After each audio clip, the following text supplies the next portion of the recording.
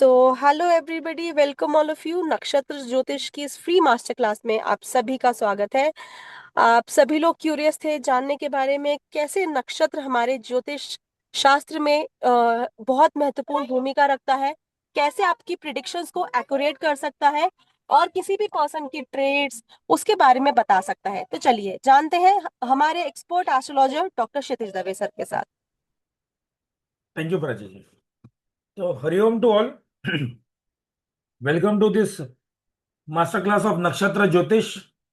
Before starting एक सवाल पूछना चाहूंगा और I would be very happy कि अगर आप लोग चैट कॉलम पे लिख दें कितने लोग ने लास्ट टाइम अटेंड किया होगा, नहीं किया होगा। हो सकता है कुछ लोग रिपीटेड नाम यहाँ पे मुझे दिख रहे हैं, बट कितने लोग आज इस सेशन में या फिर ओवरऑल आज के दिन में कितने लोग किसी भी चीज को लेके ज्यादा क्यूरियस थे, या फिर इस सेशन को लेके या फिर लाइफ में किसी भी पहलू को लेके कितने लोग आज क्यूरियस थे। अगर आंसर अगर चैट कॉलम में आए तो I would be very happy. Hirani ji, आपने हैंड रेस किया, you were curious today for anything, यानी कि सेशन के लिए हो या किसी के लिए भी हो, राइट। आज क्यूरियोसिटी सबसे सबसे ज्यादा, यानी कि आज क्यूरियोसिटी ज्यादा लगी ओवरऑल दिन में किसी भी चीज को लेकर, शेयर मार्केट को लेकर, लाइफ को लेकर, आज के सेशन को लेकर। इसका रीजन आपको बता दूं क्यूरियोसिटी आज के दिन क्यों था।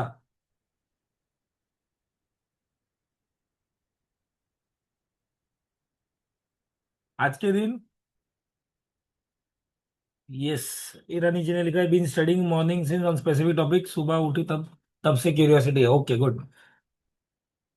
सो आज जो नक्षत्र है ना, आज के दिन में जो सुबह जो रात को 8 बजे 8 बजकर 7 मिनट तक रहेगा, वो मृगशिरा नक्षत्र है। मृगशिरा नक्षत्र जब भी आता है उस दिन किसी न किसी प्रकार का क्यूरियोसिटी लेकर आता है।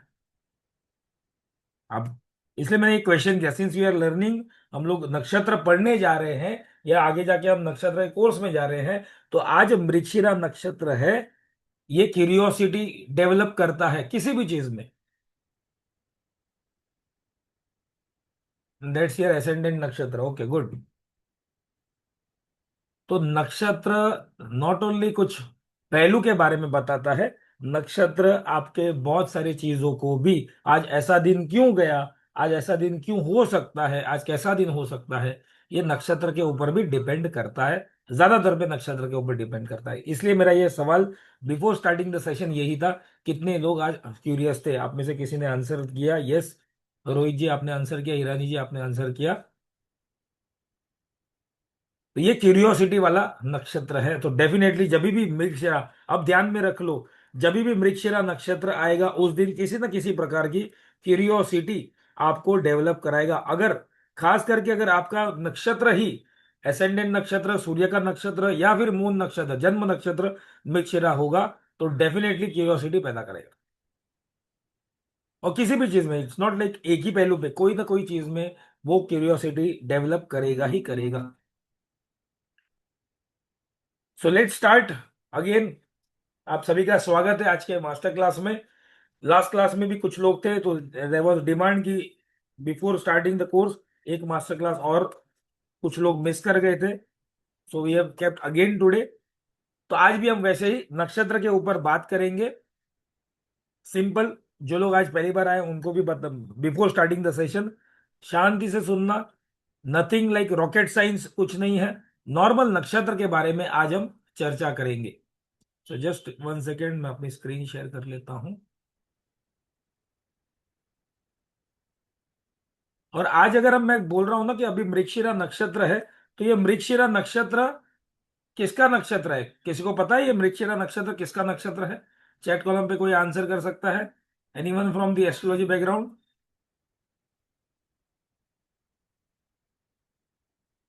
मृगशिरा नक्षत्र किसका नक्षत्र है? मंगल का, ये सुपर। सो मंगल का नक्षत्र है। मंगल वैसे भी क्या कराता है? एक साहस देता है, एक करेज देता है, एक क्यूरियोसिटी देता ही देता है। तो बाय नक्षत्र ऑल्सो, और ये जो नक्षत्र का जो स्वामी है वैसे भी ये हमें क्यूरियोसिटी पैदा कराता है। और आज जब हम ये नक्षत्र अभी पढ़ रहे हैं या फिर अभी हम ये क्लास को अटेंड कर रहे हैं, आप और मैं दोनों ही, दोनों both the sides of the counter, ये मंगल आज छठे भाव का और 11वें भाव का मालिक अभी की कुंडली में बन रहा है। दैट मीन्स एक कॉम्पिटिटिवनेस दे रहा है और एक लाभ दे रहा है। छठा भाव ठीक है खराब हम बोलते हैं, बट कॉम्पिटिटिवनेस भी मंगल दे रहा है ना। तो जो भी हम पढ़ रहे हैं आज, जो भी ज्ञान आप प्राप्त प्राप्त करोगे, उससे कहीं ना कहीं आपके प्रिडिक्शन में, आपके एस्ट्रोलॉजी इंटरेस्ट में डेफिनेटली कहीं ना कहीं आज एक एडिशन होगा, या फिर एक इंटरेस्ट और क्रिएट करेगा, क्योंकि मंगल 11वें भाव का अभी की कुंडली में मालिक भी बन रहा है। प्लस अभी की कुंडली में अगर हम देखें, गज केसरी योग भी बन रहा है। गुरु और चंद्रमा साथ में है, मिथुन राशि में है, नो डाउट। एसेंडेंट में अभी की कुंडली में मिथुन लग्न चल रहा है अभी, तो भी वेरी प्रिसाइज 7 बजे तक चलेगा, 7:03 तक, अगर मैं मुंबई के अकॉर्डिंगली टाइम ले लूं तो। सो राइट नाउ जो हम पढ़ रहे हैं वो डेफिनेटली हमें कहीं ना कहीं, कभी ना कभी काम आएगा। ठीक है, सो लेट्स स्टार्ट। सो जब हम नक्षत्र ज्योतिष की बात करते हैं, तो लास्ट टाइम भी जो लोग थे तो मैं उनको भी बताया था, आज कुछ नए लोग हैं उनको भी बताना चाहूंगा नक्षत्र है क्या। अच्छा, जिनके पॉसिबल हो कैमराज अगर ऑन कर पाए well and good, otherwise it's okay. नक्षत्र पहले तो, या फिर नक्षत्र अगर हम बोलते हैं तो सिंपल अगर डेफिनेशन के, या फिर नॉर्मल अगर हम समझे ये नक्षत्र क्या है, हम तो अभी तक समझते थे प्लानेट किसी राशि में होते हैं, प्लानेट घर में होते हैं। प्लानेट नक्षत्र में भी होते हैं, यस। अगर राशि के अंतर्गत है तो कहीं ना कहीं किसी नक्षत्र के अंतर्गत भी प्लैनेट्स होंगे। तो जब हम कहते हैं नक्षत्र, तो नक्षत्र सिंपली मींस, एकदम लेमैन के डेफिनेशन में बोलूं, कि मैं इंडिया में रहता हूं, इंडिया में मैं महाराष्ट्र में रहता हूँ, महाराष्ट्र में मैं मुंबई में रहता हूँ, मुंबई में XYZ एरिया में मलाड में रहता हूँ, मलाड में XYZ एरिया में रहता हूँ, उस XYZ एरिया में एक XYZ बिल्डिंग है उसमें रहता हूँ, उस बिल्डिंग के फलाना फलाना फ्लोर पे रहता हूँ, उस फ्लोर पे ये रूम नंबर में रहता हूँ, तो मैं यहाँ पे, अगर मैं प्लानेट हूँ, मैं यहाँ पे रहता हूँ, ये मेरा करेक्ट एड्रेस है। यानी कि नक्षत्र एक प्लानेट का सूक्ष्म एड्रेस बनता है। या फिर हम जब नक्षत्र ज्योतिष की बात करें, तो जब आप अपने प्रिडिक्शंस में नक्षत्र को ऐड ऑन कर लेते हो, तो आपके प्रिडिक्शंस एकदम सूक्ष्म यानी कि माइन्यूट लेवल की तरफ जाते हैं। तो नक्षत्र ज्योतिष, नक्षत्र बहुत लोग आजकल अवॉइड भी करते हैं, साउथ में इसको बिल्कुल इग्नोर नहीं करते, क्योंकि साउथ में nakshatra is everything. Although there are some other branch of astrology जो नक्षत्र प्रैक्टिस करते हैं, नक्षत्र बेस्ड है, बट स्टिल प्लानिट किस राशि में है उससे ज्यादा इंपॉर्टेंट प्लानिट किस नक्षत्र में है, किसके नक्षत्र में है, ये ज्यादा इंपॉर्टेंस दिया जाता है। So let start. तो पहले तो हम लोग समझे कि एस्ट्रोलॉजी क्या है, व्हाट इज एस्ट्रोलॉजी। नक्षत्र ज्योतिष तो हम पढ़ रहे हैं, लेकिन एस्ट्रोलॉजी क्या है। तो सिंपल अगर डेफिनेशन के हिसाब से संस्कृत के श्लोक के माध्यम से जाएं, तो ज्योतिषाम सूर्यादि ग्रहणाम बोधकम शास्त्र। जो ज्योतिष वो शास्त्र है जो सूर्यादि ग्रहों के बारे में जानना। जब हम कहते हैं सूर्यादि ग्रहों के बारे में जानना, सूर्यादि यानी कि सूर्य से लेकर केतु तक ग्रहों के बारे में, तो यहां पर हम जब सूर्यादि ग्रह कहते हैं, तो सूर्य से लेकर केतु तक, अश्विनी से लेके रेवती तक, मेष से लेके मीन तक, पहले भाव से लेके 12वें भाव तक जो भी ज्योतिष के पिलर्स हैं, उसका ज्ञान लेना, उसका बोध लेना, उसके बारे में समझना, वो जो शास्त्र है वो है ज्योतिष शास्त्र। और ये सब ज्ञान लेकर किसी जातक के ऊपर क्या इंपैक्ट आता है, that is called astrology. Astrology is everything between planets and nakshatras. एक प्लैनेट का इंपैक्ट राशि में अलग हो सकता है, लेकिन राशि के साथ साथ अगर किसी और नक्षत्र में है तो इम्पैक्ट अलग होता ही होता है। नक्षत्र का इम्पैक्ट डेफिनेटली करता है। आप अगर एकदम माइन्यूट ऑब्जर्वेशन करते हो, तो हर एक प्लानेट, हर एक जातक के जीवन में जो भी अच्छी बुरी घटना घटती है, वो प्लानेटरी कंडीशंस के कारण घटती है। फॉर एग्जाम्पल, यहाँ पे एग्जाम्पल एक मैं बताता हूँ। मान के चलो मैं जब मेरा जन्म हुआ तो कुंडली निकाली होगी और किसी पंडित ने कहा होगा कि ये जातक का लव मैरिज है, तो मैंने लव मैरिज किया, नो डाउट। बट क्या मैं 1-2 दिन का था तब किया, या 10 साल का था तब किया? नहीं। एक एज आया, उस एज के दौरान कोई पर्टिकुलर प्लानेट की दशा चली होगी, एक समय आया, तब मेरा मैरिज हुआ। या फिर ये not only in my case, सभी के केस में कोई घटना अपने समय पे घटती है। कुछ केसेस में कोई घटना दुर्घटना जो है वो अब समय पे भी घटती है। तो कहीं ना कहीं ये प्लानेटरी कंडीशंस के ऊपर टोटली डिपेंड करता है। और ये प्लानेटरी कंडीशन समझे कैसे? एस्ट्रोलॉजी। और एस्ट्रोलॉजी में किस किस चीजों का समन्वय है? एस्ट्रोलॉजी में खगोल शास्त्र, एस्ट्रोनॉमी, मैथमेटिक्स, सिंपल 2+2 4 वाला या फिर A² B² वाला मैथमेटिक्स नहीं, ग्रहों के डिग्री के ऊपर, ग्रहों के चाल के ऊपर, एक ग्रह का दूसरे ग्रहों के साथ अपना कैसा रिलेशन है। The moment you are trying to understand the relationship between planets, कोई कैलकुलेशन के द्वारा पढ़ा जाता है। तो ये एस्ट्रोलॉजी एक पूरा कंप्लीट सब्जेक्ट है, जहां पर खगोल शास्त्र के साथ साथ मैथमेटिक्स का भी इंपॉर्टेंस आता है। प्लस ये पूरा जो एस्ट्रोलॉजी है, या फिर हम मैथमेटिक्स भी बोलते हैं ना, ये एक साइंटिफिक कैलकुलेशन के ऊपर बेस्ड है, तो ये एक साइंस भी है। और आज के डेट में हम इसी के द्वारा हम हमारा कैरियर बनाते हैं, तो ये एक कॉमर्स भी हो गया आज के डेट में।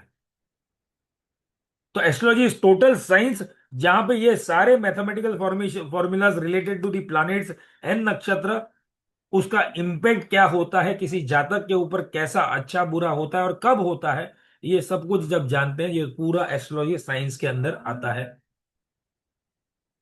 एस्ट्रोलॉजी को भी दो विभाग में, दो डिवीजन में देखा जाता है। एक पूरा का पूरा मैथमेटिकल एस्ट्रोलॉजी, और दूसरा प्रिडिक्टिव एस्ट्रोलॉजी। आज के डेट में हमें मैथमेटिक्स उतना करना नहीं पड़ता, बिकॉज आज हमें रेडीमेड पंचांग, प्रिंटेड पंचांग, या फिर मोबाइल के एप्लीकेशंस में रेडीमेड सॉफ्टवेयर्स हैं। मोबाइल सॉफ्टवेयर से आप आधे सेकंड में या विद इन मिनट आप एक कुंडली प्लॉट कर लेते हो, इसलिए मैथमेटिक्स करने की जरूरत नहीं पड़ती। लेकिन सोचो, अगर हमारे पास ये सॉफ्टवेयर ना होते, ना ये पंचांग, प्रिंटेड पंचांग जैसा ना होता, या फिर प्रिंटेड पंचांग होता तो भी सॉफ्टवेयर ना होते हमारे पास,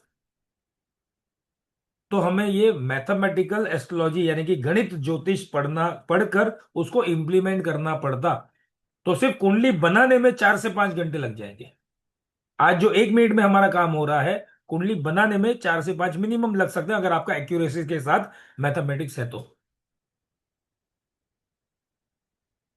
आज के डेट में हमें वो गणित ज्योतिष करने की जरूरत नहीं पड़ती, बट थोड़ा बहुत ज्ञान होना जरूरी है। ग्रह वक्री है, वक्री यानी कि रेट्रो है, कंबस्ट है, ये कब होता है, कैसे होता है, ये थोड़ा बहुत गणित हमें डिग्री बेस्ड जानना जरूरी है। And the second part of ज्योतिष इज प्रिडिक्टिव एस्ट्रोलॉजी, फलित ज्योतिष, जिसको हम बोलते हैं, जहां पर हम प्रिडिक्शन करते हैं। तो जब ये वर्ड प्रिडिक्शन आता है, तो सिंपल, ये जो भी हमने मैथमेटिकल कॉम्बिनेशंस पढ़े हैं, उसका इंपैक्ट जातक के ऊपर क्या होगा, यही प्रिडिक्शन के द्वारा आता है। लेकिन व्हेन आई से द वर्ड प्रिडिक्शन, तो प्रिडिक्शन एक आपकी खुद की साधना से भी आता है। इस दुनिया में कोई ऐसा इंस्टीट्यूट नहीं है जो आपको प्रिडिक्शन सिखा सके।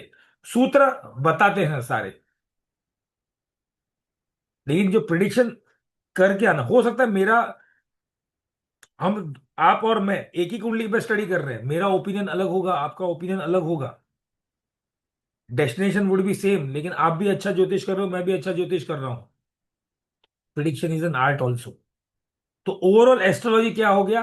Science, mathematics, commerce and arts, everything. Prediction एक कला है, जो बाय प्रैक्टिस, ग्रहों की साधना से, माता पिता के आशीर्वाद से, गुरु के आशीर्वाद से, प्रिडिक्शन आप बहुत अच्छे से कर सकते हो। लेकिन प्रिडिक्शन कब कर पाएंगे? जब हमें ग्रहों की नॉलेज हो, राशियों की नॉलेज हो, नक्षत्र का नॉलेज हो, और जातक के बारे में भी पता हो, कि जातक के लिए, हम जातक की कुंडली में जब आप कुंडली आती है तो एसेंडेंट देखते हैं, नक्षत्र देखते हैं, तिथि देखते हैं, योग देखते हैं, ये सब। अगर किसी जातक का आप अवखड़ा चक्र में जब ये सब देखते हो, तब आपको आइडिया आ जाता है विथ 5th और 9th हाउस, जातक पिछले जन्म का कर्म कैसे करके आया है। Because apart from all these things, मेरा इंडिविजुअल कर्मा भी इम्पैक्ट करता है इस जन्म में। 5th हाउस हॉरोस्कोप का पिछला जन्म का पूर्व पुण्य दिखा रहा है, लेकिन 9th हाउस में गड़बड़ है, तो मुझे इस जन्म में कुछ ना कुछ भुगतना है। तो it is science, arts, commerce, mathematics plus the journey of soul, जहां पे हम कर्मा की बात करते हैं। तो एस्ट्रोलॉजी पूरा एक कंप्लीट पैकेज है। एस्ट्रोलॉजी समझ लिया, नक्षत्र के बारे में समझते हैं, नक्षत्र है क्या। तो नक्षत्र दो वर्ड से स्प्लिट करके, दो वर्ड के स्प्लिट में आता है, जिसको हम बोलते हैं, एक है नक्शा, दूसरा है तारा। नक्शा, तारा, नक्षत्र। नक्शा मीन्स मैप और तारा मीन्स स्टार। और अगर संस्कृत में अगर नक्षत्र को समझ में कोशिश करें, तो संस्कृत में एक सिंपल वर्ड में उसको डिफाइन किया है नक्षत्र को, न शर्पति इति नक्षत्र, यानी कि वो तारा जो कभी भी टूटता नहीं है, वो तारा जो कभी भी फेड होता नहीं है, वो तारा जो कभी भी भूमंडल से अलग होता नहीं है। तो ऐसे हमारे 27 नक्षत्र हैं। कुछ लोग अभिजीत अभिजीत नक्षत्र को ऐड करते हैं ऑन 28, बट अभिजीत नक्षत्र दो नक्षत्र के बीच में आता है। It is a part of 27 नक्षत्र।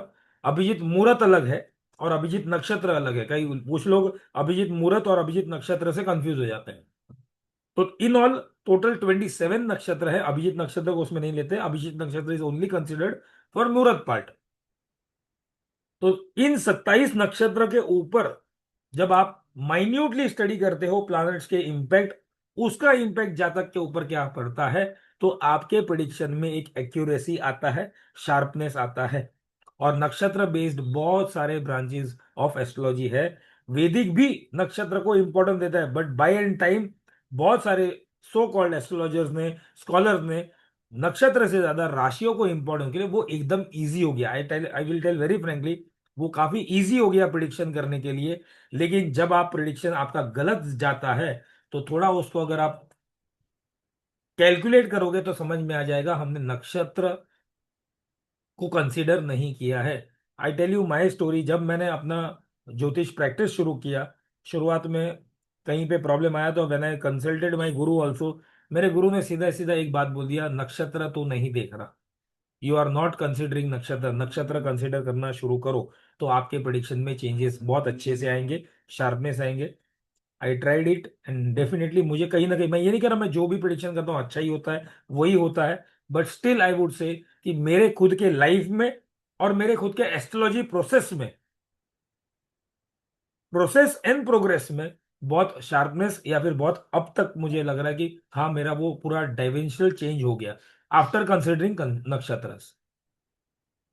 नक्षत्र बेस पे बहुत सारे एस्ट्रोलॉजीज हैं, उसमें से वन ऑफ दी बेस जो है वो केपी एस्ट्रोलॉजी है। केपी एस्ट्रोलॉजी अगर आपने सुना होगा, कृष्णमूर्ति पद्धति, ये पूरा का पूरा नक्षत्र और नक्षत्र लॉर्ड सब लॉर्ड का कंसेप्ट के ऊपर बना गया है। तो नक्षत्र प्लेज वेरी इंपॉर्टेंट रोल।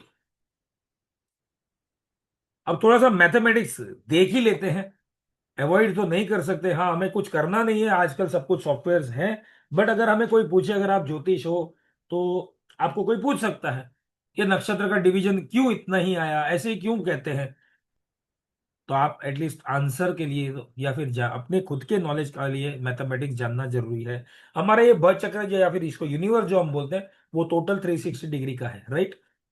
अब ये 360 डिग्री का जो यूनिवर्स है, उसमें हमारे पास ऐसे देखा जाए तो 12 राशियां हैं। तो 12 राशि को अगर मैं 360 डिग्री को 12 राशि से डिवाइड कर लेता हूं, तो मुझे मिलता है कितना, 30 डिग्रीज। यानी कि एक राशि का जो स्पैन है या विस्तार है या एरिया है, वो 30 डिग्रीज का है। एक राशि 30 डिग्रीज का है। अब हमने इसको क्या कर दिया, 360 को 12 राशि है, इसलिए 12 से डिवाइड किया, हमने 30 मिल गया, एग्जैक्ट मिल गया। लेकिन हमारे पास नक्षत्र कितने हैं, 27। तो यही 360 डिग्रीज को या 360 को मैंने 27 से जब मैं डिवाइड करता हूं, तो मुझे 13 डिग्रीज 20 कला का पार्ट एक नक्षत्र का मिलता है। मेरा राशि कितने डिग्री का है, 30 डिग्री का है। अब हम कहते हैं कि राशि के अंतर्गत ही नक्षत्र है और नक्षत्र के आउटरगट में ही राशियां हैं। तो अगर राशि 30 डिग्री का है, तो एक नक्षत्र 13.20 का होकर तो इसी 30 का पार्ट बनेगा। दूसरा नक्षत्र अभी भी 13 डिग्री का, 13 डिग्री 20 का पार्ट बनेगा। तो यहाँ पे कितना हो गया, 2640। मेरे पास अभी भी 3.20 बचा है, यानी कि मुझे तीसरा नक्षत्र का एक चरण लेना पड़ेगा। यानी कि एक राशि में 2.25 नक्षत्र आते हैं। कैसे? क्योंकि हर एक नक्षत्र, अगर मैं कहता हूं एक नक्षत्र में 13 डिग्री 20 कला है, और नक्षत्र के कितने चरण या पद या फेज हम जिसको जानते हैं, चार, एक नक्षत्र के चार चरण, तो उस 13.20 को भी अगर मैं फर्दर डिवाइड करता हूं तो मुझे एक चरण 3 डिग्री का मिलता है, 3 डिग्री 20 कला का मिलता है।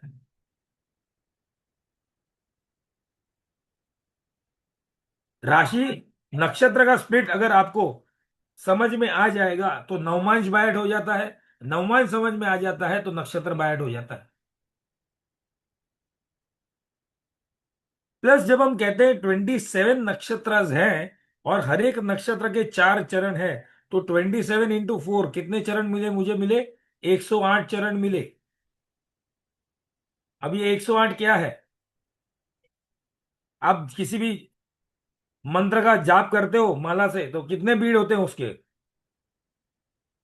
108 बीड़ होते हैं। आप कोई भी मंत्र करो, किसी भी ग्रह का मंत्र करो, आप किसी भी देवता के देवी के मंत्र करो, 108 जब आप नाम लेते हो तब एक माला बनती है। दैट मीन्स आप हर एक देवी देवता को, या जो भी देवी देवता के ग्रह के आप पूजा पाठ कर रहे हो या मंत्र जाप कर रहे हो, आप हर एक नक्षत्र के चरण में जाकर आपने वो जर्नी आपकी माला की पूरी की है। यही अगर इसको अगर मैं देखूं तो यहाँ पे 30 डिग्री जो मैंने यहाँ पे बोला है, हर एक जोड़िएक का 2.25 नक्षत्र होता है। 30 डिग्री में से यहां से एक नक्षत्र उठाया, यहां से एक नक्षत्र उठाया, और एक नक्षत्र का एक चरण मैंने ले लिया, तो 2.25 नक्षत्र एक राशि में होते हैं। ये तो थोड़ा बहुत मैथमेटिक्स हो गया। पहले के जमाने में ना नक्षत्र को बहुत इंपॉर्टेंस देते थे, नक्षत्र बेस, नक्षत्र चरण के हिसाब से ही नाम रखते थे। जब हम कहते हैं कि ग्रहों का राजा सूर्यदेव है, ग्रहों के राजा सूर्यदेव है, तो नक्षत्र के राजा चंद्रमा है। और उसके पीछे बहुत बड़ी है कि बहुत अच्छी एक कथा है या स्टोरी है, जो हमारे शास्त्रों में मिलती है, या लोक कथा ले लो, माइथोलॉजिकल नहीं। हमारा शास्त्र मिथ्या नहीं है, इसलिए माइथोलॉजिकल मैं नहीं बोलूंगा। तो चंद्र ग्रहों का, नक्षत्रों का राजा कैसे बना? कितने नक्षत्र हैं? 27 नक्षत्र नक्षत्र है। ये 27 के 27 नक्षत्र चंद्र से जुड़े हुए हैं। अब वो कैसे जुड़े हुए हैं, सिंपल एक कथा के माध्यम से हम समझे। आप सभी को मालूम होगा चंद्र को श्राप मिला है, प्रजापति दक्ष ने श्राप दिया था। क्यों श्राप दिया था? लेकिन प्रजापति दक्ष जो ब्रह्मा के पुत्र है, उनको 27 बेटियां थी। यही 27 बेटियां नक्षत्र है, 27 के 27 नक्षत्र है। इन 27 पुत्री में से एक पुत्री का नाम, जिसका नाम रोहिणी है, उससे चंद्रमा का अत्यंत अधिक प्रेम था। तो जब चंद्रमा को रोहिणी से विवाह करना था, तो प्रजापति दक्ष ने एक कंडीशन रखा कि आप सिर्फ रोहिणी से शादी नहीं करोगे, मेरी पूरे सारी की सारी 27 पुत्रियों से शादी करोगे। अब लव इज ब्लाइंड, चंद्रमा को तो रोहिणी से प्रेम था, तो ये कंडीशन एक्सेप्ट कर ली। अब यहां पे इसी कथा में थोड़ा सा एक चीज समझो। चंद्रमा शुक्र के वृषभ राशि में उच्च का होता है। चंद्रमा शुक्र के एंटी ग्रह है उससे, उसकी राशि में उच्च का होता है। क्यों? क्योंकि वृषभ राशि पूरी की पूरी रोहिणी नक्षत्र में आती है, इसलिए चंद्रमा हम बोल सकते हैं रोहिणी में भी चंद्रमा उच्च का होता है। अब चंद्रमा ने शादी तो सारे के सारे 27 पुत्रियों से कर ली, लेकिन चंद्रमा का अत्यधिक प्रेम रोहिणी की तरफ था, तो बाकी 26 पुत्रियों ने अपने पिता से कंप्लेन कर दी कि हमारा पति हमें समय नहीं देता। आपने शादी तो करवा दी, लेकिन चंद्रमा हमें समय नहीं देता। प्रजापति दक्ष ने चंद्रमा को बुलाकर बहुत समझाया, उसके बाद भी चंद्रमा नहीं माने, तो प्रजापति दक्ष ने चंद्रमा को श्राप दे दिया कि जाओ, मैं तुम्हें श्राप देता हूं, तुम्हें तुम्हारा जो रूप के ऊपर घमंड है, वो टूटेगा, तुम्हारा रूप क्षय हो जाएगा, तुम्हारा साइज श्रिंक हो जाएगा, तुम काले पड़ जाओगे। तो क्षय रोग बोलते हैं, कुछ लोग श्रिंक बोलते हैं। तो चंद्रमा का साइज श्रिंक हो गया और काले पड़ गए। चंद्रमा भयभीत हो गए, चंद्रमा बोले अब श्राप तो आप मुझे वापस नहीं दे पाओगे, लेकिन मैं माफी चाहता हूं, इसका कुछ रास्ता बताओ। तो प्रजापति दक्ष कहते हैं कि श्राप तो मैं वापस नहीं ले सकता, लेकिन हाँ 15 डेज आप श्रिंक रहोगे और 15 डेज आपकी कला बढ़ेगी। इसीलिए ये 15 डेज हमें अमावस्या की तरफ लेके जाता है, जिसको हम कृष्ण पक्ष बोलते हैं, और 15 डेज पूर्णिमा की तरफ लेके जाता है, जिसको हम शुक्ल पक्ष बोलते हैं। और उसके बाद आप देखो, चंद्रमा एक राशि में 2.25 दिन तक रहता है, एक राशि में 2.25 दिन तक रहता है, लेकिन एक नक्षत्र में पूरा एक समय बिताता है। यानी कि चंद्रमा ने अपनी शर्त, प्रजापति शर्त, दक्ष को शर्त दी, अपना कमिटमेंट दिया था कि मैं अब सारे 27 पुत्रों को इक्वल समय दूं, पुत्रियों को इक्वल समय दूंगा। इसलिए चंद्रमा एक नक्षत्र में एक दिन रहता है और एक राशि में 2.25 दिन तक रहता है। अब आप सोचो, प्लानेट का ये पूरा का पूरा मैथमेटिक कैलकुलेशन और हमारी कथा, astrology, it is part of Veda. Rigveda में एस्ट्रोलॉजी काफी डेवलप हुआ है। तो हमारा वेद, अगर आप एस्ट्रोलॉजी का अभ्यास करते हो तो कहीं ना कहीं आप वेद पढ़ते हो। आप वेद पढ़ते हो, चारों की चार वेद पढ़ लिए, लेकिन एस्ट्रोलॉजी का अभ्यास नहीं किया, वेद कुछ काम का नहीं। तो ये तो जो हम लोग देख रहे हैं कि साइंस के माध्यम से देखे, तो चंद्रमा का एक स्पीड है, उसको कवर हो जाता है, इसलिए वो श्रिंक हो जाता है, और फिर वापस से उसी स्पीड आती है, उसको और नजदीक आ जाता है, तो वो हमें पूरा क्लियर दिखता है। तो साइंस इस तरह से जाता है, लॉजिक। लेकिन हमारी जो कथा है उसको भी हम इग्नोर नहीं कर सकते। तो it is a part of Veda. Nakshatra very important, नक्षत्र का पूरा आप पूरे वेद की गंगा में स्नान कर लोगे, अगर नक्षत्र अगर आपने पढ़ा है तो। तो ये नक्षत्र की स्टोरी हो गई। अब नक्षत्र का यूटिलाइजेशन कितना होता है वो देखो। नक्षत्र, अब मैंने जैसे बोला थोड़ी देर पहले, मैंने एक एग्जांपल दिया था मेरा, कि अगर मैं जन्मा हूं तो मेरे कुंडली से किसी ने प्रिडिक्शन किया कि मैं लव मैरिज करूंगा, तो कुछ ना कुछ देखा होगा। तो कुछ समय आने पर मैंने लव मैरिज की, जिसको हम बोलते हैं अपने एस्ट्रोलॉजी में, उसको बोलते हैं वो समय, यानी कौन सा ग्रह का समय, यानी कौन सा दशा। तो जातक के जन्म से लेकर कौन सी दशा ऑपरेट होगी, ये नक्षत्र के बेस्ड है। हमारी जो पूरे दशा सिस्टम है ना, पूरा नक्षत्र बेस्ड है। विंशोत्तरी दशा सिस्टम तो टोटली नक्षत्र बेस्ड है। मान के चलो मेरा जन्म अगर रोहिणी नक्षत्र में हुआ है, और रोहिणी नक्षत्र का मालिक चंद्रमा है, तो मेरे जन्म के वक्त जो पहली दशा चली होगी वो चंद्रमा की चली होगी, एंड देन उसका सीक्वेंस स्टार्ट होगा। तो दशा बेस्ड कैलकुलेशन जो वो हमें मिला है, वो नक्षत्र के बेस पे मिला है। नक्षत्र के द्वारा हम जातक के ट्रेड्स को और अच्छे से जान सकते हैं। फॉर एग्जाम्पल, अगर कोई जातक मेष राशि का है, मेष राशि किसकी हो गई, मंगल की हो गई, तो हम लोग क्या बोल देते हैं, ये गुस्से वाला व्यक्ति होगा, ये तोड़ फोड़ करने वाला व्यक्ति होगा। नो डाउट हो सकता है, चंद्रमा मेष राशि में होने से ऐसा होता है। लेकिन अगर मेष राशि के अंतर्गत, मैंने क्या बोला, एक राशि में दो नक्षत्र पूरे के पूरे और तीसरा नक्षत्र का पहला चरण, तो मेष राशि के अंतर्गत ना अश्विनी नक्षत्र आता है जो केतु से रूल्ड है, दूसरा आता है भरणी नक्षत्र जो शुक्र से रूल्ड है, तीसरा नक्षत्र का पहला चरण आता है कृतिका जो सूर्य से रूल्ड है। तो अगर मेष राशि का जातक जन्मा है, हमने बोल दिया कि राशि से प्रिडिक्शन क्या कर दिया, गर्म स्वभाव का होगा। लेकिन अगर वो जातक शुक्र के भरणी नक्षत्र में जन्मा हो, है तो मेष राशि, लेकिन नक्षत्र भरणी हो, तो शुक्र जैसा सॉफ्टनेस भी आ सकता है। हमारा प्रिडिक्शन कितना गलत हो जाता। लेकिन नक्षत्र ने यहां पर पूरा, मैं ये नहीं कहता कि वो गलत प्रिडिक्शन है, लेकिन हो सकता है जातक सॉफ्ट नेचर का हो तो नक्षत्र से भी आएगा। तो नक्षत्र के अपने ट्रेट इंपॉर्टेंट मैटर करते हैं।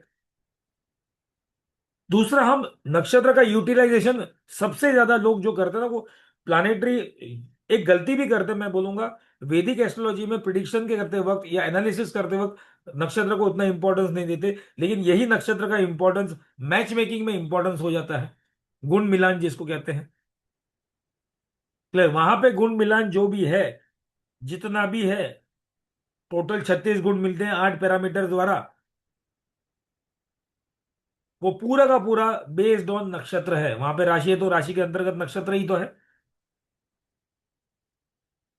पूरा मैच मेकिंग प्रोसेस हमारा नक्षत्र ही है। प्लस नक्षत्र में ये जो मैच मेकिंग प्रोसेस है, तो नक्षत्र द्वारा कुछ पैरामीटर्स हैं, जैसे नक्षत्र द्वारा जातक की गण, जातक की योनि, बहुत कुछ मैटर करती है मैच मेकिंग प्रोसेस में। तो अगर मान के चलो एक नक्षत्र, अगर हम मैच मेकिंग कर रहे हैं, दो अलग अलग नक्षत्र के जातक मिलते हैं, तो एक नक्षत्र से आता है गज योनि यानी कि एलिफेंट, और दूसरे का आता है मूषक यानी कि रैट। 36 के 36 गुण मिल गए। लेकिन आप देखो योनि के द्वारा, योनि क्या है? सेक्सुअल कंपेटिबिलिटी बिटवीन टू व्यक्ति। अगर ये शादी हो जाएगा तो कहीं ना कहीं इनमें प्रॉब्लम्स आएंगे। गज का और मूषक का कोई सेक्सुअल कंपेटिबिलिटी नहीं हो पाएगा, वहां पे वो पैरामीटर पे प्रॉब्लम होगा। तो इंडिविजुअल पॉइंट नक्षत्र बेस पे है।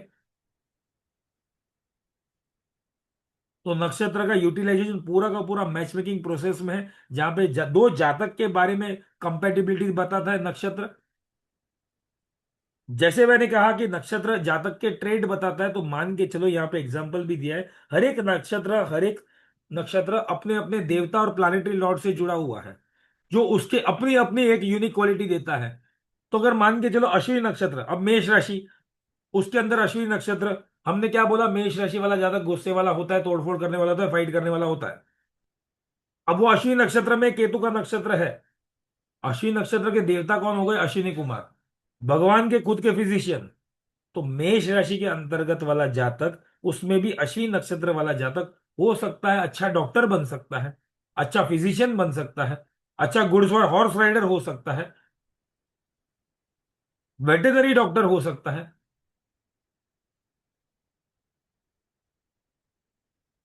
हर एक नक्षत्र अपनी अपनी एनर्जी और क्वालिटी बताता है, अपना अपना सिंबल के द्वारा भी। फॉर एग्जाम्पल रोहिणी नक्षत्र, रोहिणी नक्षत्र का सिंबल है एक रथ के जैसा दिखता है, चैरियट। अब मान के चलो मेरे पास बहुत बड़ी गाड़ी है, लग्जरी गाड़ी है, मैंने मेरे बिल्डिंग के नीचे पार्क करके रखी है, वो पार्किंग में अच्छी दिखेगी या चलते हुए अच्छी दिखेगी? आप ही बताओ। पार्किंग में अच्छी दिखेगी? सिर्फ पार्क करके रखा है, नहीं अरे बस वो तो ऐसे ही रख दिया है। लेकिन वो गाड़ी चलेगी तो अच्छा दिखेगा ना, कि गाड़ी कैसी चलती है। तो सेम रोहिणी नक्षत्र का जो सिंबल है वो चैरियट, यानी कि चैरियट का सिंबल क्या दर्शाता है? Continuous movement and progress. तो रोहिणी नक्षत्र में जो जातक जन्मा होगा, उनके लिए कंटिन्यूअस मूवमेंट करना जरूरी है। जैसे लाइफ में जो होता है उसको एक्सेप्ट करके आगे बढ़ना जरूरी है, तो प्रोग्रेस होगा। और अभी तो मैंने अभी बता ही दिया मृगशिरा नक्षत्र के बारे में, क्यूरियोसिटी लेकर आता है। हर एक नक्षत्र का अपना अपना क्वालिटी होता है, कैरेक्टरिस्टिक होता है, जो आज के या इवेंट के बारे में बताता है। तो आज मैंने वही पूछा था, मृगशिरा नक्षत्र, आप लोग में से किसी ने आंसर भी किया था। यस, पूरे दिन क्यूरियोसिटी बना रहा। तो मृगशिरा नक्षत्र के अंदर में जो लोग जातक जन्म में है, या ओवरऑल मृगशिरा नक्षत्र का ये जो नेचर है, वो क्यूरियोसिटी, क्रिएटिव और एडवेंचरस नेचर है। तो नक्षत्र से कितना डीप में प्रिडिक्शन कर सकते हो। दूसरा नक्षत्र का यूटिलाइजेशन हम मुहूर्त में करते हैं। शादी ब्याह में नक्षत्र, जो वर और वधु है उनका नक्षत्र छोड़कर, और पुष्य नक्षत्र छोड़कर, और बाकी दूसरे कुछ नक्षत्र को छोड़कर आप शादी ब्याह कर सकते हो। नॉट ओनली शादी, अगर मेरा कोई नक्षत्र है, मेरा मान के चलो रोहिणी नक्षत्र है और आज रोहिणी है, तो यूजुअली मुझे अच्छा काम आज नहीं करना चाहिए। वो क्या न्यूट्रल रिजल्ट देता है, या नेगेटिव रिजल्ट भी दे सकता है। इसलिए शादी ब्याह में जब आप मुहूर्त निकालते हो, अब मुहूर्त में भी हमने क्या कर दिया? शॉर्टकट कर दिया। पंडित जी के पास जाते हैं मुहूर्त निकालने, और पंडित जी को बोलते हैं सैटरडे का ही मुहूर्त निकालना, के लिए उसी दिन हॉल बुक किया है। अब बेचारा पंडित जी क्या करे, मुहूर्त नहीं होगा तो भी देना पड़ेगा, क्योंकि हॉल तो बुक हो चुका है। तो मुहूर्त में नॉट ओनली फ्रॉम नक्षत्र, नक्षत्र शुद्धि, पंचांग शुद्धि, लग्न शुद्धि, सब कुछ होता है। तो वो शुद्धि जो वर्ड है ना, नक्षत्र शुद्धि, उसमें देखा जाता है कि जातक का खुद का तो जन्म का नक्षत्र नहीं आ रहा जिस दिन इवेंट करना है। अगर खुद का नक्षत्र नहीं आ रहा है तो फिर बाद में अगर बाकी मुहूर्त अच्छा मिल रहा हो तो इवेंट के लिए वो अच्छा देता है। गृह प्रवेश के लिए हम कुछ नक्षत्र को यूटिलाइज करते हैं। कोई नया बिजनेस स्टार्ट करना है तो हम नक्षत्र द्वारा देख सकते हैं। मुहूर्त, मुहूर्त का मतलब क्या है? मुहूर्त यानी कि सिंपल मीनिंग, अगर मुहूर्त कोई पूछता है तो मैं यही बताता हूं, वो काम जो ऐसे समय में मैं चालू करूं जो काम में कोई विघ्न ना आए, ऑब्स्टेकल्स ना आए, और वो काम का रिजल्ट मुझे कंटिन्यूअस और लंबे समय तक मिलता रहे, वैसे समय पे चालू किया हुआ काम, जो वो समय जो है वो मुहूर्त है। जहां पर हम नक्षत्र, लग्न, योग, करण, ये सब देखते हैं। तो नक्षत्र इंपॉर्टेंट हो गया मुहूर्त की एक्टिविटी में। हर एक नक्षत्र अपने अपने क्वालिटी लेकर आता है। जैसे राशियां हैं स्थिर स्वभाव की, द्विस्वभाव की या चल स्वभाव की, तो वैसे नक्षत्र भी कुछ अपने अपने स्वभाव को लेकर आते हैं। कुछ नक्षत्र जो स्थिर स्वभाव के, उस नक्षत्र में कैसे कार्य करें? कोई लॉन्ग टर्म स्टेबिलिटी वाला काम करना हो, गृह गृह प्रवेश करना हो जहां पे मुझे लॉन्ग टर्म है मिले, जॉब स्टार्ट करना हो, बिजनेस स्टार्ट करना हो तो मुझे लॉन्ग टर्म स्टेबिलिटी मिले, तो मैं फिक्स नक्षत्र से मुहूर्त में यूटिलाइज कर सकता हूँ। मूवेबल चर नक्षत्र, कौन से नक्षत्र जो मूवेबल है तो उसमें कौन से काम कर सकता हूं जहां पर मुझे इंस्टेंट रिजल्ट की जरूरत है, तुरंत रिजल्ट, काम करते करते और काम के बाद भी मुझे रिजल्ट मिलता रहे, तो चर नक्षत्र का यूटिलाइजेशन कर सकते हैं। द्विस्वभाव के नक्षत्र, दोनों की ही क्वालिटी आती है उसमें। तो नक्षत्र के अपने अपने स्वभाव है, अपने अपने कैरेक्टरिस्टिक, अपने अपने गुण है, ये भी इंपैक्ट करते हैं। और नॉट ओनली आपके चंद्रमा जिस नक्षत्र में नहीं, हर एक प्लानेट किस नक्षत्र में है जन्म का और गोचर का, अगर ये जान लिया, इसको समझ लिया, तो आपका प्रिडिक्शन कभी गलत नहीं जाएगा।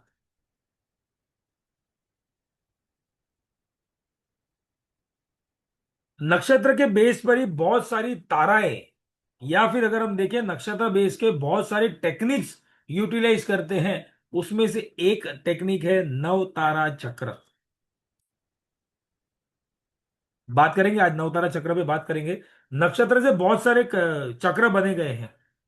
चक्र यानी कि सुदर्शन चक्र नहीं कृष्ण भगवान का, नक्षत्र से अलग अलग टेक्निक यूटिलाइज की जाती है जहां पे मैं प्रिडिक्शन कर सकूं कि ये गोचर, नक्षत्र का गोचर, हम अब तक क्या करते हैं, प्लैनेट किस राशि में वो देखते हैं, और जिस समय हम कुंडली एनालिसिस करते हैं दशा अंतरदशा देखते हैं, और प्लैनेट किस राशि में गोचर कर रहा है उसको देखते हैं। लेकिन हम ये नहीं देखते जन्म का ग्रह कौन से नक्षत्र में है, और जिस प्लैनेट के द्वारा हम कुछ एनालिसिस कर रहे हैं वो अभी गोचर में किस नक्षत्र में है। हाउस देख लिया, राशि देख लिया, हो सकता है आपका प्रिडिक्शन सही भी हो, लेकिन कहीं ना कहीं मैं बोलता हूं अधूरा है। नक्षत्र बेस्ड प्रिडिक्शन आपको बहुत काम आएगा। तो ऐसे बहुत सारी टेक्निक्स है जहां पे नक्षत्र में आप यूटिलाइज कर सकते हो। उसमें से एक टेक्निक है नवतारा चक्र, दूसरा टेक्निक है सूर्य कलानल चक्र, फिर बाद में आता है संक्रांति चक्र। यहां पे मैं बता रहा हूं आपको कौन कौन सा चक्र कौन सा है, जस्ट वन सेकेंड। ये जो है नवतारा चक्र है, ये सूर्य कलानल चक्र है। ये आपके जन्म के सूर्य को यहां पे बेस कर दो, या फिर यहां पे बेस कर दो, कुछ इस तरह से भी लेते हैं, और अकॉर्डिंगली सारे प्लैनेट्स को प्लॉट कर दो और गोचर के प्लैनेट्स लगा दो। कुछ ना कुछ आपको रिजल्ट आप वहां से मिलेगा कि अभी ये प्लैनेट का गोचर कैसा कर रहा है। फिर आता है चंद्र कलानल चक्र, और एक आता है संक्रांति चक्र। हर एक संक्रांति यानी कि जब भी सूर्य राशि बदलता है उस समय की संक्रांति के द्वारा आप उसका नक्षत्र लेकर, अपने जन्म का नक्षत्र से लेकर गोचर के नक्षत्र आने वाले नक्षत्र को आप यूटिलाइज, ये जो संक्रांति चक्र है ना, अभी 14 जनवरी को जब सूर्य की संक्रांति होगी ना, यानी कि मकर संक्रांति जब होगी ना, तब इसको ज्यादा प्रिडिक्शन में लेकर आते हैं। Not only for individuals, mundane astrology में भी संक्रांति चक्र का बहुत इंपॉर्टेंस दिया हुआ है। और ये चक्र है क्या? एवरीथिंग बेस्ड ऑन नक्षत्र। नक्षत्र समझ लिया तो ये सारे चक्र को भी आप इजीली समझ सकते हो। यहां पे जैसे मैंने कहा था एक राशि में 2.25 नक्षत्र होता है, तो यहाँ पे एक साउथ इंडियन कुंडली के प्रकार से एक चार्ट है। यहाँ पे मेष राशि यहाँ पे स्टार्ट होती है, वहां से लेकर सारे राशि, और यहाँ पे मीन राशि खत्म होती है। अब देखो, मेष राशि के अंतर्गत अश्विनी नक्षत्र के चारों चरण, भरणी नक्षत्र के चारों चरण और कृतिका का एक, हो गया 2.25, यानी कि 9 चरण हो गए, राइट। अब वृषभ राशि आ गई। वृषभ राशि के अंदर कृतिका के 2 3 4, रोहिणी के पूरे पूरे 1 2 3 4, और मृगशिरा का 1 2, हो गया यहां पर भी 9 चरण।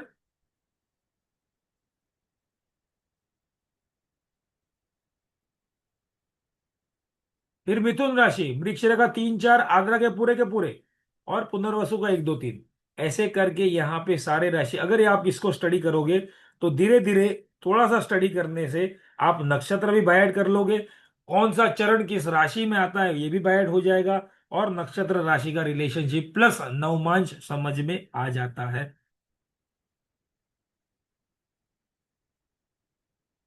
नक्षत्र समझ लिया, नवमांश बहुत इजी हो जाता है। बहुत लोग स्ट्रगल करते हैं, नवमांश नहीं समझ में आ रहा, बहुत लोग कंफ्यूज हो जाते हैं नवमांश देखने में। बहुत सारे अलग टेक्निक्स है, लेकिन नक्षत्र, मेरे हिसाब से नक्षत्र समझ लो, आपको नवमांश समझ में आ जाएगा।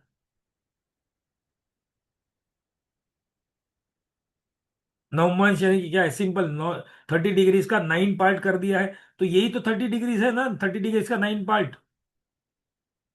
जैसे एरीज राशि के अंदर अगर मैं नवमांश देखने जाता हूं तो एरीज का एरीज से स्टार्ट होगा, फिर बाद में 1 2 3 4 5 6 7 8, और ये 9 हो गया।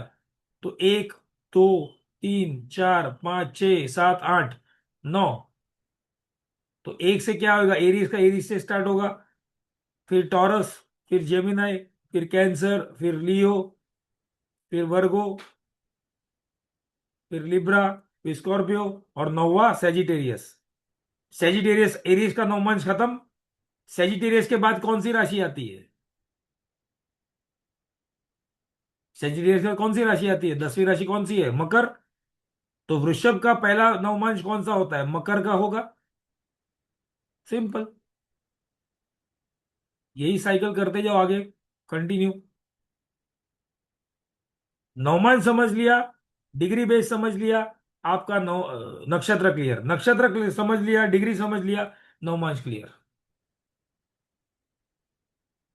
अब एक, जैसे यहां पर मैंने बताया, बहुत सारे टेक्निक्स है, तो उसमें से एक टेक्निक का नाम है नव तारा चक्र, जो आप अपने अभी आज के आज ही आप सिंपल इसी क्लास के माध्यम से सीख सकते हो। नव तारा चक्र आपने कहीं पे सुना भी होगा। नव तारा चक्र का यूज कैसे होता है या कैसे कर सकते हैं, आज का दिन मेरा कैसे जाएगा, तो नव तारा से आप आइडिया लगा सकते हो। आज कोई अच्छा काम, मेरे को मुहूर्त में नहीं जाना, मुहूर्त समझ में नहीं आता, आज कुछ अच्छा काम करूं कि नहीं करूं, नव तारा से यूटिलाइज कर सकते हो। किसी पंडित ने कहा कि आपको तो शनि की दशा चल रही है, या किसी ने कह दिया राहु की दशा चल रही है, राहु 18 साल, गुरु की दशा चल रही है, गुरु की दशा अच्छी है, गुरु प्लानिट अच्छा है तो गुरु की दशा अच्छी है, लेकिन गुरु 16 साल। लेकिन अगर ये ग्रह जिसकी मैं बात कर रहा हूं, जिसकी दशा चल रही है या अंतर दशा चल रही है या प्रत्यंतर दशा चल रही है, ये ग्रह कोई ऐसी ताराओं में बैठ गए जो तारा अच्छी नहीं है, तो हो सकता है उसकी पूरी की पूरी महादशा में, उसकी अंतर दशा में मुझे कोई प्रॉब्लम नहीं का।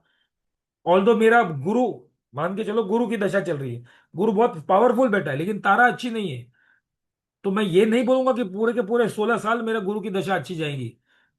गुरु खुद खराब तारा में बैठा है, 9 तारा में से किसी खराब तारा में बैठा है, तो गुरु की दशा में, गुरु की अंतरदशा पहला ही जो फेज जाएगा वो बहुत खराब जाएगा,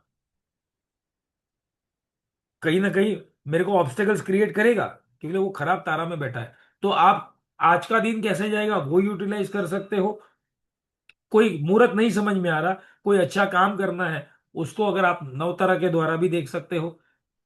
और तीसरा, आपका जो प्लानेट जिसकी दशा चल रही है वो कौन सी तारा में है, तो अगर आपको लगता है वो खराब तारा में है, अगर आपको दिखता है वो खराब तारा में है, तो विदाउट, बेझिझक आप उसकी रेमेडी कर सकते हो, और आप रेमेडी दे भी सकते हो एज एन एस्ट्रोलॉजर नव तारा के द्वारा। बहुत सारे एस्ट्रोलॉजर्स कॉमनली मिस्टेक या रेयर केस में मैंने कुछ और देखा है, लेकिन कॉमन मिस्टेक क्या करते हैं मालूम है? एनालिसिस करते हैं वैदिक से, या फिर एनालिसिस करते हैं केपी से, और रेमेडी कौन सी दे दी? लाल किताब वाली। क्यों? क्योंकि वो इजी है। सूर्य ये खाना में है तो ये कर लेना, सूर्य ये वाली राशि में कर लेना। नहीं, आपने अपनी प्रैक्टिस में, जो लोग एस्ट्रोलॉजर हैं, अपनी प्रैक्टिस में शायद ये अनुभव किया होगा कि मैं जो बोलते हैं वो तो बराबर निकलता है, लेकिन जब मैं रेमेडी देता हूं तो उसका कोई असर नहीं आता, बिकॉज कहीं ना कहीं आप रेमेडी गलत दे रहे हो। यूटिलाइज नक्षत्र फॉर रेमेडीज ऑल्सो। मैं ये नहीं कह रहा कि राशि के द्वारा या हाउस के द्वारा मत दो रेमेडी, नक्षत्र को इग्नोर मत करो। और मैं इसलिए भी नहीं कह रहा कि हमारा कोर्स आ रहा है नक्षत्र का। As an student of astrology, as an practitioner of astrology, नक्षत्र को आप इग्नोर नहीं कर सकते। तो एक नवतारा चक्र हम समझते हैं। नवतारा चक्र एस्ट्रोलॉजी के, जैसे मैंने बोला, बहुत सारे पहलू में काम आता है। तो 9 तारा यानी कि 9 पार्ट बनते हैं, और ऐसे 9 सेट बनते हैं, नॉट पार्ट, 9 सेट बनते हैं। ऐसे 3 सेट अगर हम बनाते हैं तो हमारे 27 नक्षत्र का पूरा एक 9 तारा चक्र बन जाता है। तो ये कौन से 9 सेट का नाम क्या है? पहले तो जन्म, दूसरा संपत, तीसरा विपत, चौथा क्षेम, पांचवा प्रत्यरि, छठा साधक, सातवां वध या फिर नैदान, कुछ लोग नैदान बोलते हैं, आठवां मित्र, और नौवा अति मित्र। अब ये आप बोलोगे ये सर ये बता तो दिया, अब इसका मीनिंग क्या हो गया? जन्म तारा वो तारा आती है जो कई बार इनऑस्पिशियस या कुछ न्यूट्रल रिजल्ट या कुछ हेल्थ को खराब करने वाली तारा हो सकती है, या माइंड को खराब करने वाली तारा होती है। संपत तारा पैसों का लेन देन वाली तारा है, कहीं ना कहीं मॉनेटरी बेनिफिट होने वाला तारा है। संपत, संपत्ति। तीसरी तरह विपत, विपत एज द नेम सेज, विपत्ति, यानी कि कुछ खराब होने वाला, या कोई आपत्ति आने वाला, या कोई ऑब्स्टेकल्स आने वाला। जो भी काम इस तारा में करेंगे तो कहीं ना कहीं नेगेटिव रिजल्ट या शॉर्ट रिजल्ट्स मिलेंगे। वो रिजल्ट अच्छे या बुरे, अच्छे रिजल्ट ज्यादा टाइम तक नहीं टिकेंगे, बुरे रिजल्ट बहुत बड़ा नुकसान कर सकता है। फिर आती है शेम तारा, ये अच्छी है, पीस ऑफ माइंड, शांति देने वाला है ये तारा। फिर प्रत्यरि तारा, अगेन प्रत्यरि भी ऑब्स्टेकल्स लेकर आता है, फेलियर लेके आता है, कुछ बड़ा खराब होने के पहले थोड़ा खराब करने की, एक सिम्टम्स देने की दशा या सिम्टम देने की तारा है ये। साधक, साधक तारा, किसी चीज का नया कोई काम करना है, पढ़ाई करनी है, मंत्र जाप करने हैं, सक्सेस प्राप्त करनी है, अचीवमेंट लेकर आना है, ये तारा में यूटिलाइज कर सकते हो। कोई पद एक्सेप्ट करना है, प्रमोशन हो गया, उस कुर्सी पे बैठना है, साधक तारा में लो, लॉन्ग टर्म सक्सेस। फिर आती है वध तारा, ये सबसे, ये सारे के सारे 9 ताराओं में सबसे डेंजर एक है विपत, और उससे डेंजर आता है वध तारा। वध एज द नेम से, वध क्या है? मार डालना, मृत्यु हो जाना। तो ये मृत्यु या मृत्यु तुल्य कष्ट देने वाली तारा है। यहां तक कि जब भी ये तारा आपके दिन, जिस दिन में जो नक्षत्र होगा, वो नक्षत्र अगर वध तारा में आता है तो उस दिन कहीं ना कहीं आपको कोई रिस्क लेना ही नहीं है। मैं नहीं कह रहा कि वध तारा आएगा तो उसी दिन मृत्यु हो जाएगी या मृत्यु तुल्य कष्ट, लेकिन वो दिन शायद अच्छा नहीं जाएगा आपका, या इवन मेरा भी, नॉट ओनली आपका, मेरा भी। फिर आती है मित्र तारा। मित्र और अधिमित्र तारा, 8 और 9वीं जो तारा है जन्म से, वो यूजुअली काफी फेवरेबल ताराएं होती है, जहां पर हमें सपोर्ट मिलता है अपने मित्रों का, जान पहचान का, या जब हम उसको बोलते हैं मित्र, यानी कि नॉट ओनली फ्रॉम फ्रेंड्स का सपोर्ट, ओवरऑल ये तारा अच्छी जाती है, मेरे लिए अच्छा माना जाता है। इस ताराओं में मैं अपना अच्छा काम कर सकता हूं। ये नक्षत्र मेरे लिए फेवरेबल नक्षत्र है, मेरे मित्र तारा में आता है। इस नक्षत्र में जो भी प्लानिट बैठा होगा, इसकी दशा या अंतरदशा या प्रत्यंत दशा, प्राण दशा, सूक्ष्म दशा जब भी आएगी, मेरे को जितने भी समय में उतना होगा, वो अच्छा रिजल्ट देकर जाएगी। तो ये 9 तारा का नाम तो समझ लिया, अब इसको समझना कैसे? टेबल के द्वारा। तो अगर आप आज आज के सेशन के बाद ये तारा बनाना, कैसे बनाना, आपको सिंपल 2-3 स्टेप फॉलो करने हैं, बता देता हूं। पहले तो आपको करना क्या है, एक टेबल पे ये आपने लिख लिया सीरियल नंबर, तारा, नक्षत्र, लॉर्ड, ठीक है, आपको ना मालूम हो तो ठीक है, मीनिंग, रिजल्ट छोड़ दो, पहले सिर्फ नवतारा बनाओ यहां तक।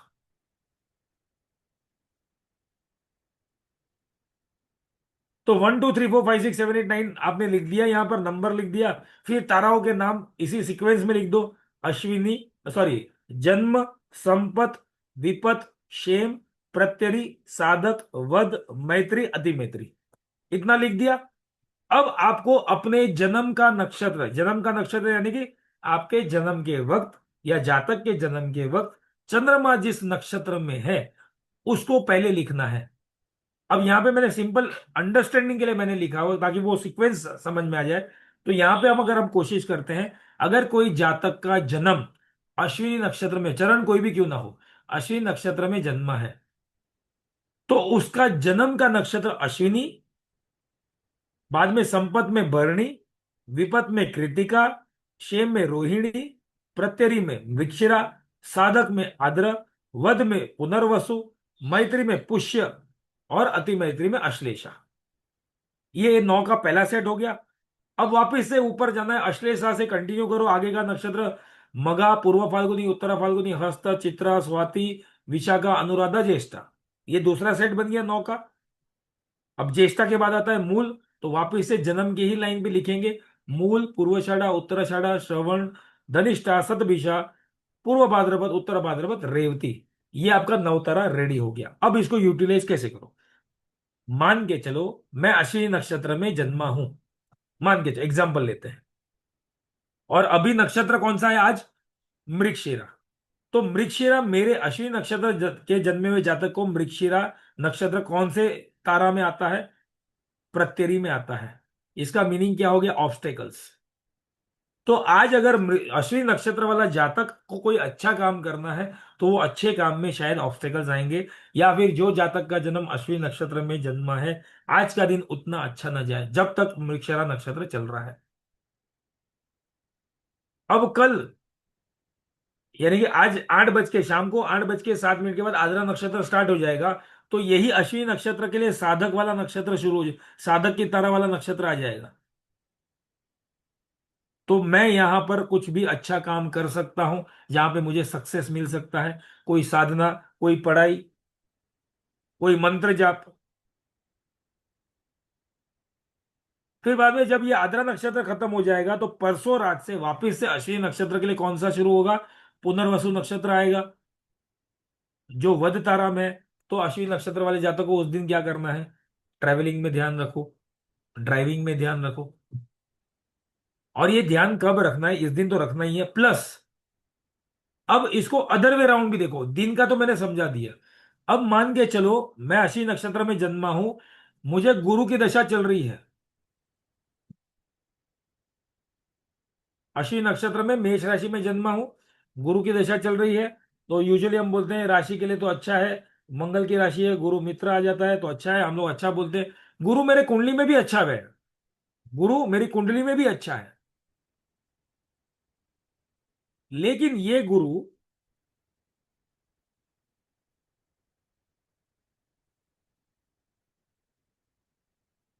पूर्व भाद्रपद नक्षत्र में बैठा हुआ है, मान के चलो।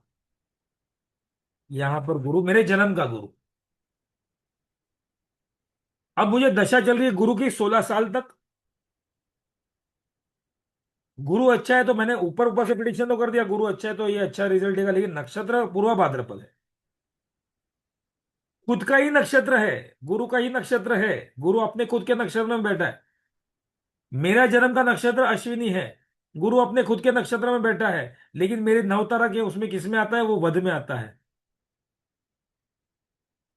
16 साल में ये गुरु कभी ना कभी तो छठे भाव से गुजरेगा, कुंडली में अष्टम भाव से गुजरेगा या 12वें भाव से गुजरेगा। तो जब भी, एक तो मुझे गुरु की दशा है, कुंडली में पोजीशन अच्छा है, प्रिडिक्शन कर दिया गुरु की दशा अच्छी जाएगी, गुड। लेकिन ये मेरा गुरु वध तारा में है, तो मुझे एक्स्ट्रा कॉशियस कब रहना है? जब भी पुनर्वसु, विशाखा, पूर्व भाद्रपद नक्षत्र आएंगे उस दिन मुझे सावधानी बरतनी है। प्लस गोचरवश जब भी गुरु चौथे भाव में, छठे भाव में, अष्टम भाव में या 12वें भाव में आएगा, गोचरवश, और गुरु की दशा चल रही है, खास करके चौथे और अष्टम भाव में या 12वें भाव में जब आएगा, तो मुझे ज्यादा ध्यान रखना है कि ये मुझे मृत्यु या मृत्यु तुल्य कष्ट दे सकता है। क्यों? क्योंकि ये मेरे वध की तारा में है। वध की तारा में जब भी कोई प्लानेट की दशा चल रही हो और वो अष्टम भाव से कुछ जुड़ जाए, तो वो दशा थोड़ा सा संभालना, या तो कोई लंबी, मैं ये नहीं बोला डायरेक्ट एक्सीडेंट दे देगा, मृत्यु दे देगा, हो सकता है कोई लंबी बीमारी देकर जाए। और ऐसी बीमारी जो LIC पॉलिसी की तरह चले, जिंदगी के साथ भी और जिंदगी के बाद भी। डायबिटीज जैसी बीमारी गुरु दे सकता है। गुरु क्या एक्सपांशन का कारक है, चीजों को फैलाने का कारक है। वेट गेन करा सकता है। वेट गेन के द्वारा कौन कौन सी बीमारी आती है? हार्ट के प्रॉब्लम्स आते हैं, किडनी के प्रॉब्लम, लीवर के प्रॉब्लम आ सकते हैं। कहीं ना कहीं मेरा वध हो सकता है, जानलेवा बीमारी, डायरेक्ट एक्सीडेंट नहीं। तो आप ये नवतारा चक्र को अपने जन्म नक्षत्र से, जो भी है, फिर उसके सीक्वेंस में लिखकर आप बाद में जन्म के नक्षत्र जहां पर आपको मिलते हैं, जन्म के नक्षत्र को प्लॉट कर कर आप देख सकते हो कि वो नक्षत्र कैसी तारा में, वो ग्रह कैसी तारा में है।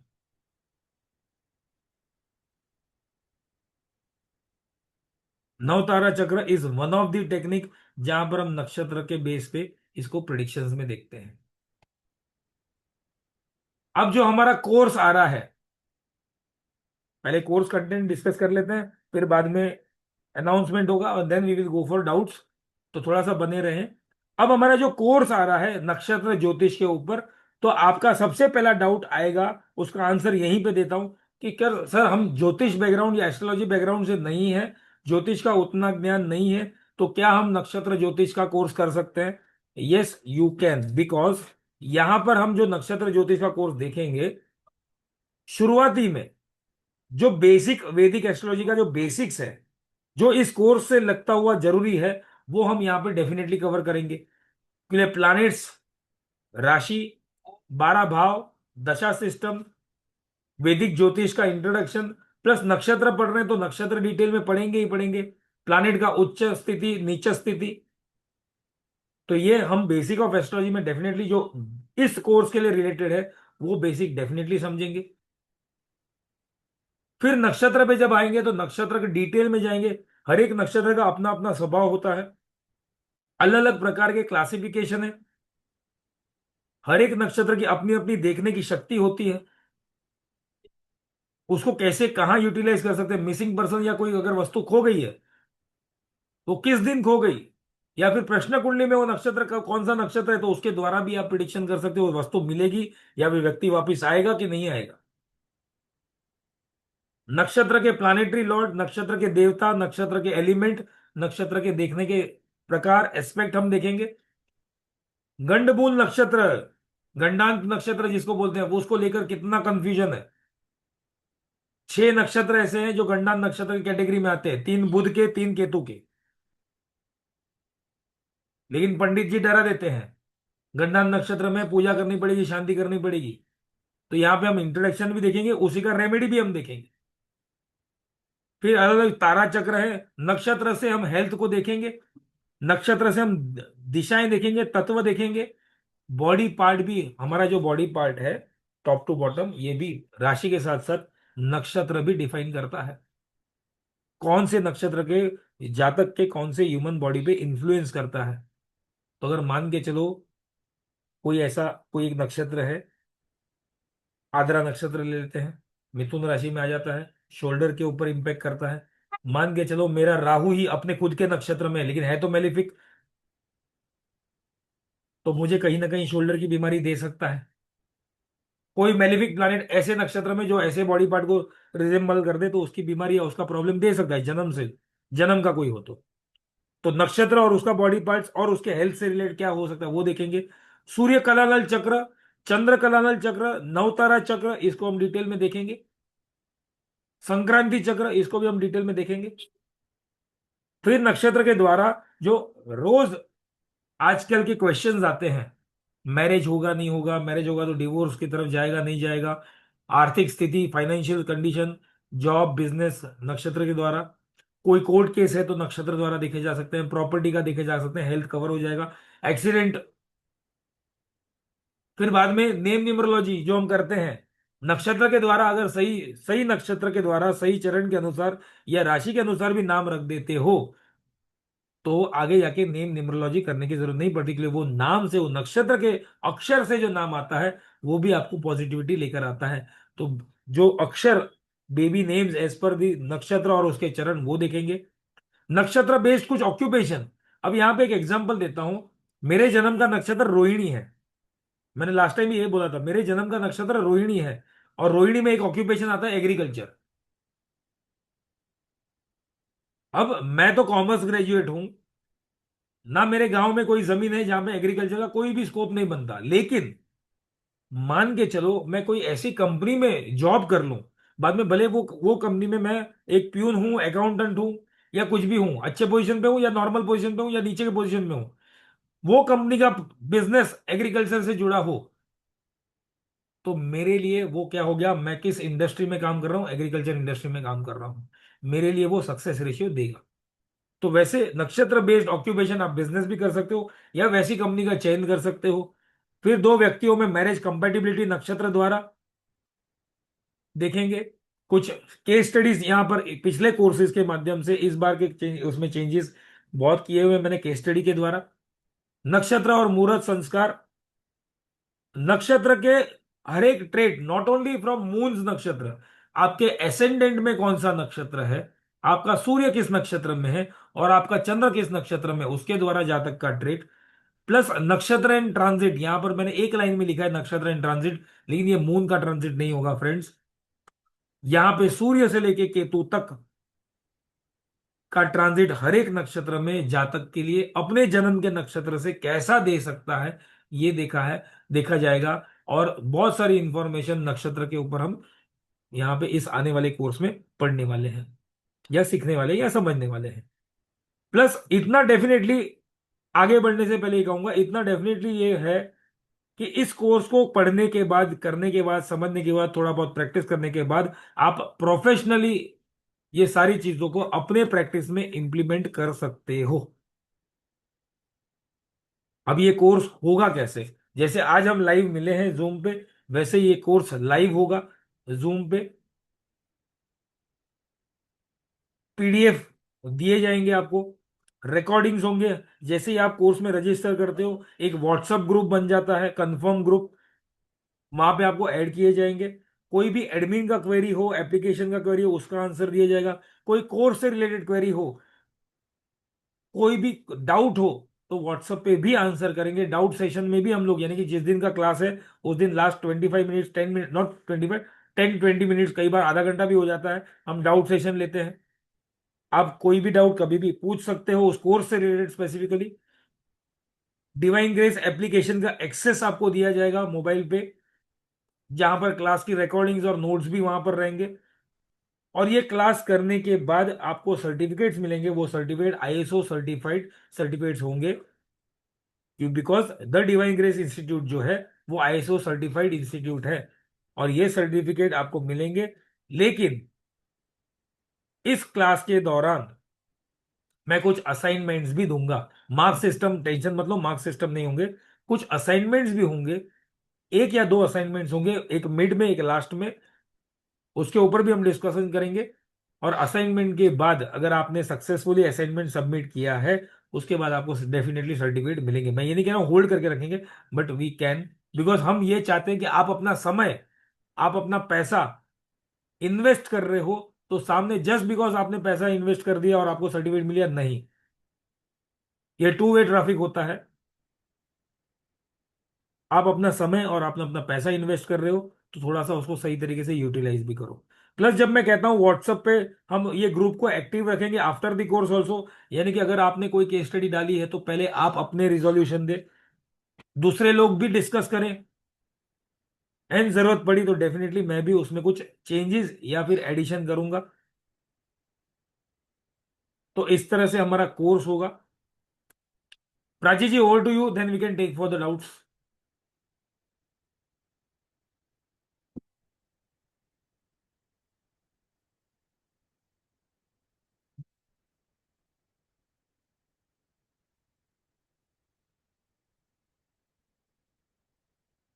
अनम्यूट का एक्सेस दे दिया मैंने शायद।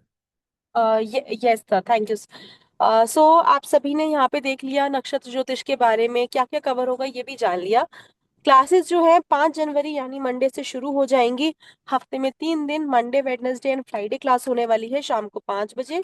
Total there will be 18 classes and इसकी फीस बहुत नॉमिनल है। As new year offer जो है वो चल रहा था, तो it is extended for 1 more day. Otherwise कल रात को ये ऑफर खत्म हो रहा था, but for today it is valid. 3100 में आप लोग रजिस्ट्रेशन कर सकते हैं, but today is the last day. रात को 12 बजे के बाद ये ऑफर खत्म हो जाएगा। So do register. Paytm, Google पे, फोन पे से आप पेमेंट करके स्क्रीनशॉट जो रेड कलर से नंबर लिखा है 8130283244, इस नंबर पे आपको शेयर करना है। And let us take the queries now. किसी को कोई भी डाउट है आप लोग पूछ लीजिए, हैंड रेस कर लीजिए। कोई भी डाउट हो प्लीज अपना हैंड रेस करें, विल टेक द डाउट्स।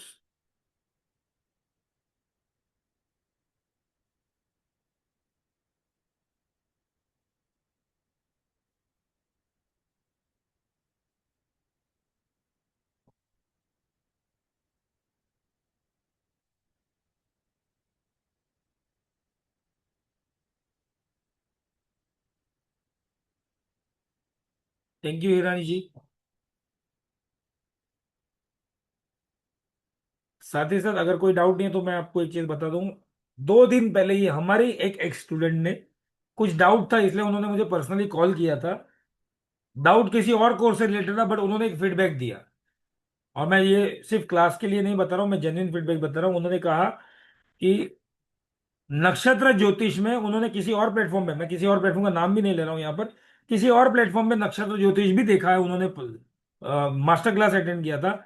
उनके कोर्स कंटेंट में नक्षत्र ज्योतिष में सिर्फ नक्षत्र की कहानियां, हर एक नक्षत्र की अपनी अपनी कहानी है जो है, उतना ही बताया गया है। लेकिन नक्षत्र से प्रिडिक्शन नहीं बताया गया। तो ये फीडबैक उनका मुझे, हमारे पहले बैच में जो थे स्टूडेंट, उनका फीडबैक मुझे 2 दिन पहले किसी और डाउट के लिए कॉल किया था। लेकिन उन्होंने मुझे बताया कि नक्षत्र ज्योतिष जो यहाँ पे पढ़ा है वो ट्रांजिट किसी और क्लास में नहीं बताया गया, नक्षत्र की सिर्फ कहानी बता दी और खत्म कर दिया कोर्स।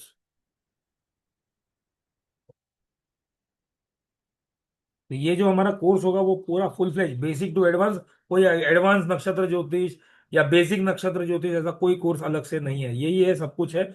मैं ये नहीं कहता कि 18 डेज में सब कुछ सिखा देते हैं, लेकिन 18 डेज में उतना तो डेफिनेटली सीख जाएंगे कि हम नक्षत्र से प्रिडिक्शन कैसे करें। And then it depends on your practice, आप कितना सब्जेक्ट से जुड़े। इसलिए तो मैंने असाइनमेंट का बात किया। 2 असाइनमेंट होना चाहिए, जो आपको कितना समझ, असाइनमेंट ओनली मार्क्स नहीं है, लेकिन ये मुझे भी समझ में आएगा कि आपको कितना समझ में आया, और आपको भी समझ में आ जाएगा कि कितना आपको समझ में आ रहा है। Yes sir, others are charging tens of thousand for prediction, people should take advantage. You share whole heartedly. अच्छा ठीक है, thank you ma'am. So I think there are no doubts, so see you in the course Prachi ji. Can we end the session then?